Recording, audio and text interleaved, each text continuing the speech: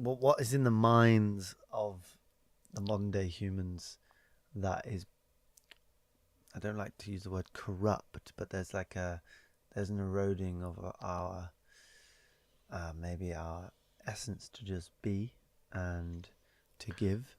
And there's this disease or some adaptation in the last many 10 decade or so, where we start to become trapped in the prison that we've made for ourselves, but we can't see it from inside.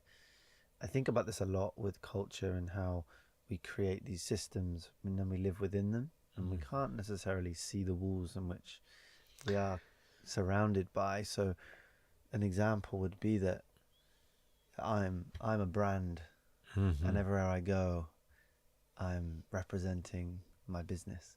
Sure. And there's a transactional culture.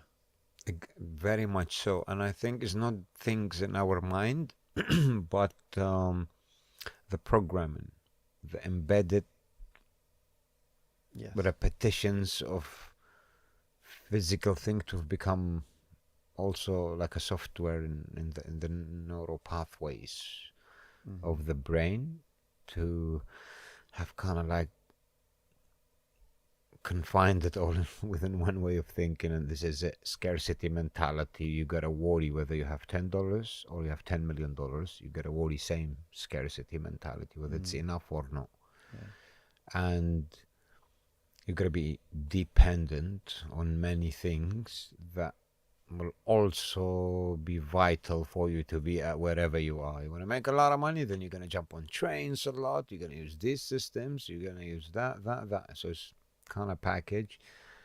And I know what you mean. Everyone then, it's a transactional mentality. Everyone is a brand, everyone is a profile, everyone. But then who to? Imagine if we're all salesmen, where are the buyers? Well, this is what I talk about. It's like, so what I've done, I don't buy or sell. Yeah, there's this people training people to train people. You know what I mean? There's someone somewhere, I guess, doing nothing, but many other systems have been working the way they've put them there. And maybe they no longer need it, but it's good to keep their business. There's many things done in the marketing and advertising that are very sneaky, very like to keep certain things going and certain things never coming to the surface.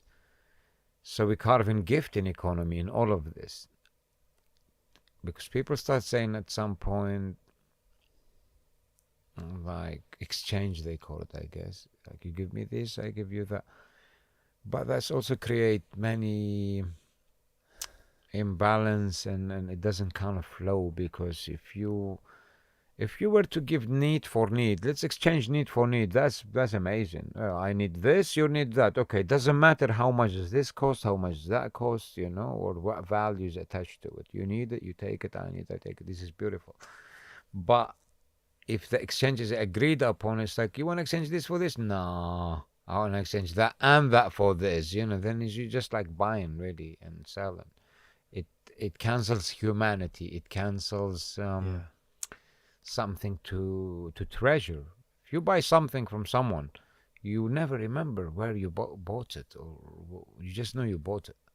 Selling the same. But if somebody gifted that very item to you, you probably remember it all your life. Same item, or lesser of a value item, you will remember it. Gift, so beautiful. Why? Because it's not done so much, so it's become super rare. You should have always been gifting the blessings, the hugs, the love, the food, the drink, the time, the attention, And it's very difficult now to move from that mindset that you're saying, transactionary, into a free, more abundant world of giving.